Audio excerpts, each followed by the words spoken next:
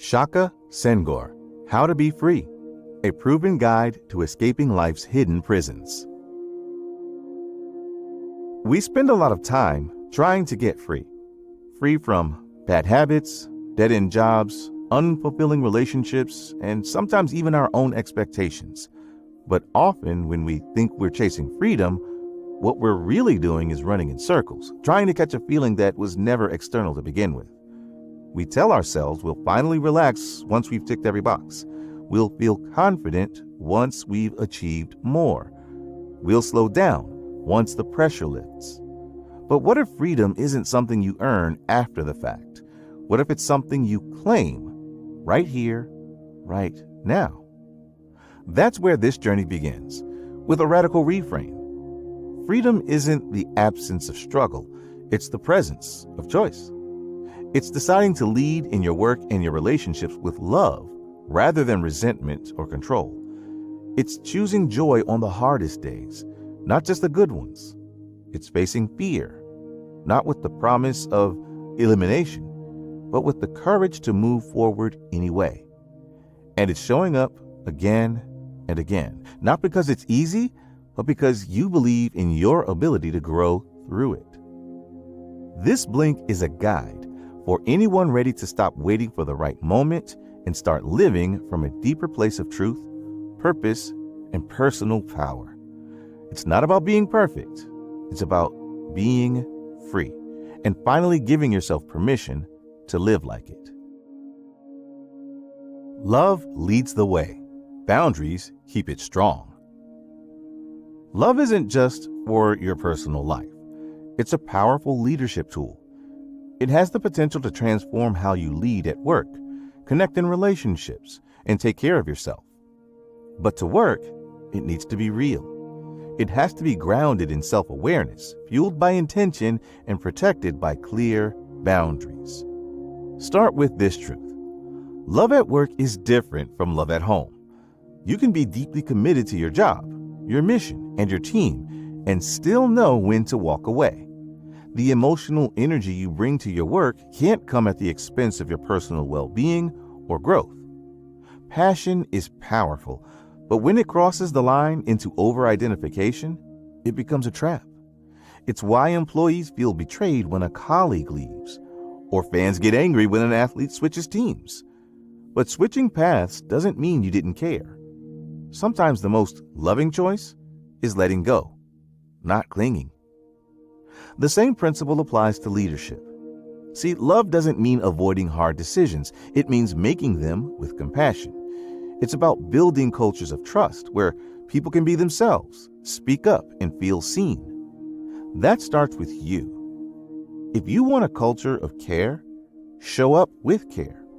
If you want respect, lead with it. The energy you bring into your relationships, professional and personal, sets the tone for what comes back. Love is a mirror. What you project is often what you receive. But love without boundaries burns out. Whether you're managing a team or raising a family, you can't be everything to everyone. Creating limits isn't selfish, it's essential. It's what keeps you grounded. It protects your energy, your integrity, and your ability to give generously without draining yourself. And that starts from within. Self-love isn't just a nice idea. It's the foundation for every healthy relationship in your life. If you don't love yourself, it's hard to love anyone else in a consistent, sustainable way. You can start small. A 5-minute evening reflection on how you showed up in your relationships, or a weekly self-care ritual. These practices build self-trust. Over time, that turns into emotional resilience. If you're in a partnership, build a shared vision. Sit down and talk about your goals. Revisit them. Celebrate milestones together, even the tiny ones. It strengthens your bond and reminds you that love is a collaboration, not just a feeling. Real love, whether at home or work, doesn't mean being perfect. It means being present. It means creating space for yourself, for others, and for something bigger than just getting through the day. Joy is a choice. Purpose makes it last. Joy isn't something that just happens.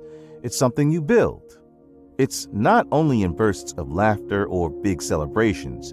It's in the small, intentional choices you make every day. Choosing joy is about showing up fully, being present, and learning how to create light even when life feels heavy.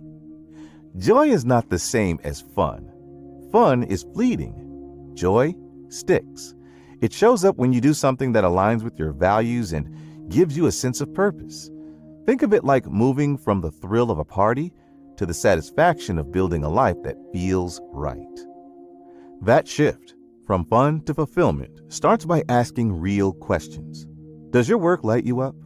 Do your daily routines reflect what matters to you? Are you doing what you're good at, what you love, and what the world needs? If something feels off, don't panic. Just get curious. A useful tool here is the Japanese concept of ikigai. It's a simple but powerful framework. Find the sweet spot where your passion, skills, mission, and profession meet. That's your purpose, and often it's also your joy. But joy doesn't come only from the big stuff. Some days, healing looks like music turned up loud, a book you can't put down, or a walk outside. Other times, it's about fighting off old trauma or tough memories by staying present and reminding yourself that you're allowed to feel good. In fact, you deserve to. Remember the last time you felt joy in your bones? Who were you with? What were you doing? Use those moments as a blueprint. Build more of them into your life on purpose. Set a joy budget. Carve out some time, energy, or even a bit of money to invest in things that lift you up. Reconnect with the kid in you. What made you lose track of time back then? Try doing more of that. Maybe it's coloring, climbing trees, or riding a bike. It might feel silly at first, but that's the point. Joy loves playfulness. It also loves company. So don't hunt joy alone. Find people who also value lightness and meaning. It could be a dance class, a hiking group, or just a couple of friends who agree to try something new each month. Shared joy is contagious. Joy isn't a reward for working hard or getting everything right. It's part of the work. It's what keeps you going when things get tough. When you live with intention and open yourself up to what truly makes you feel alive, joy finds you every single time. Fear shrinks your world. Courage gives it back. Fear has a sneaky way of taking over. It shows up as hesitation, avoidance, anxiety, and even perfectionism. But the biggest damage it does is internal. It shapes the way you see yourself. And that's why facing fear isn't just about courage. It's about reclaiming your power. Most fears are rooted in stories we tell ourselves. Stories about not being good enough, not smart enough, not lovable enough. That inner voice, the one loaded with shame, self-doubt, and judgment, is often the loudest. It convinces you to stay small. But fear loosens its grip when you name it, examine it, and shift how you respond to it. Start by getting honest. What are you afraid of? Public speaking? Failure? Disappointment? Maybe it's something quieter, like the fear of not living up to your potential. Write it down. Naming it is the first step toward shrinking it. Then, change the story. If you fear public speaking because you worry you'll mess up, reframe that narrative. Everyone messes up. The people who grow are the ones who keep showing up anyway. That's what makes them memorable. Even the most confident voices started out shaky. Another powerful shift is using fear as fuel. When you feel those nerves kick in, don't try to bury them. Redirect that energy. Let it sharpen your focus and push you forward. Instead of resisting fear, move with it.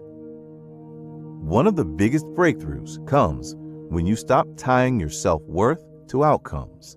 Your value isn't tied to titles, income, or applause. It's about alignment, doing what matters to you, staying true to your values, and showing up with intention. Now ask yourself, if your biggest goals never came true in the way that you imagined them, would your life still matter to you? Would you still feel proud of who you are? If not, it's time to redefine success.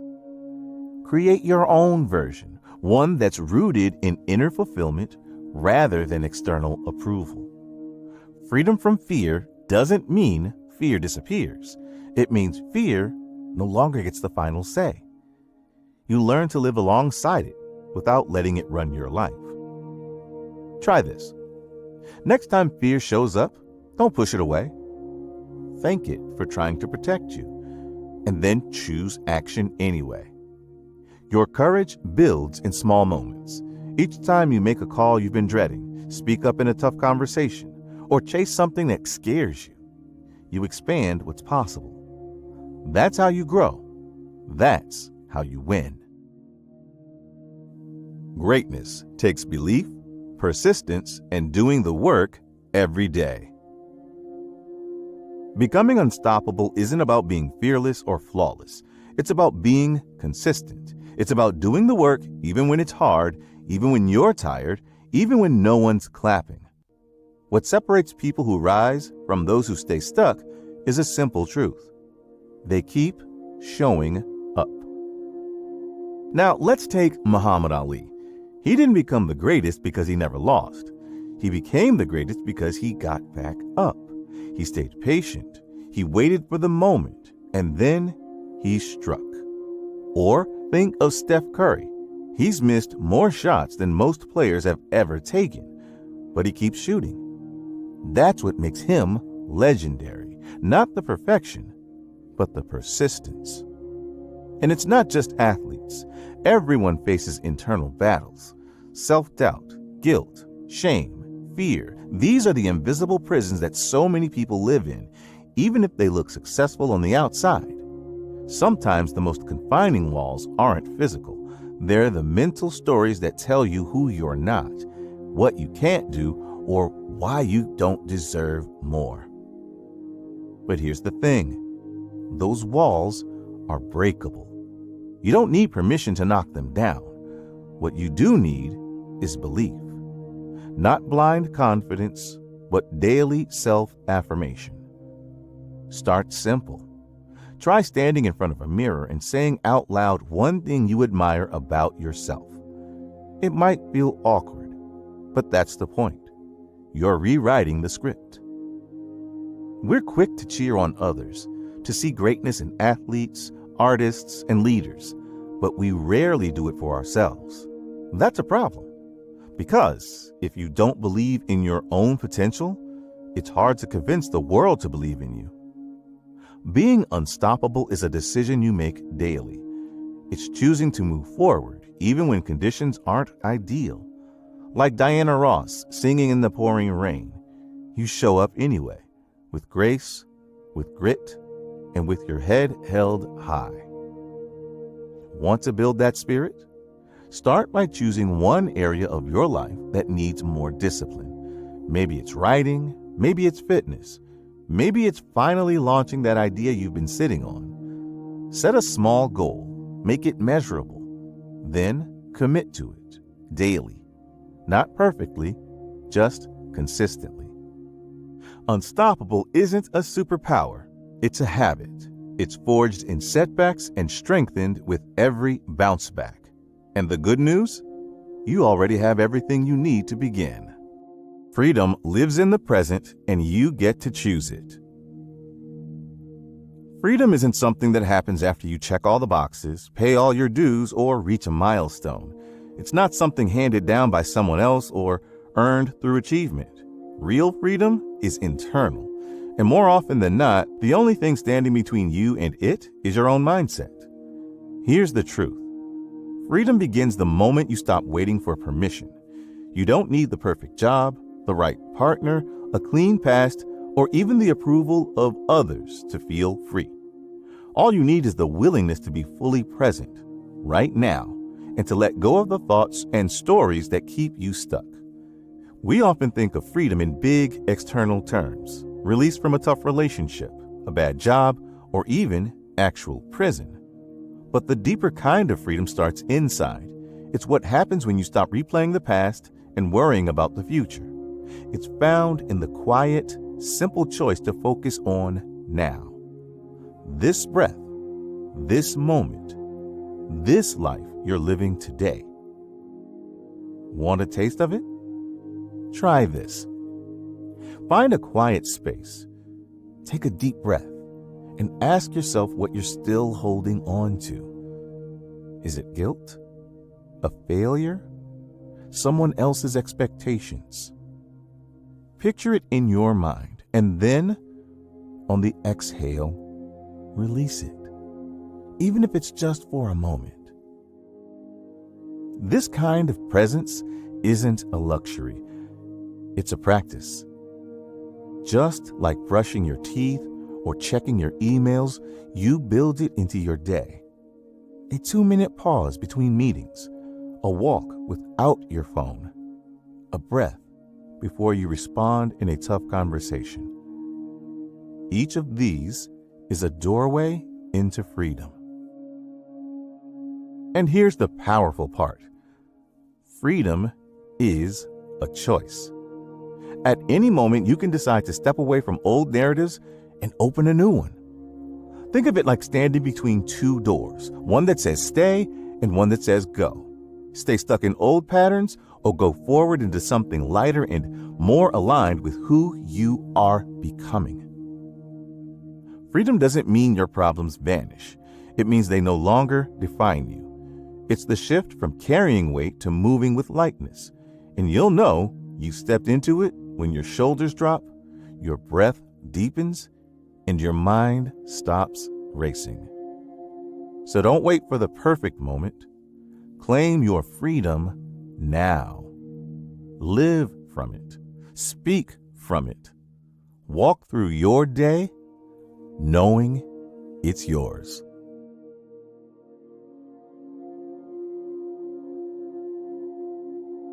In this blink to How to Be Free by Shaka Senghor, you've learned that real love requires clear boundaries and begins with self-respect. Joy comes from living with purpose, not chasing fleeting moments of fun. Fear loses its power when you name it, face it, and choose action anyway. Progress comes from persistence, showing up daily with discipline, not perfection. Freedom is available in the present moment and begins when you stop waiting for permission and start choosing a life aligned with your values. Okay, that's it for this blink. We hope you enjoyed it.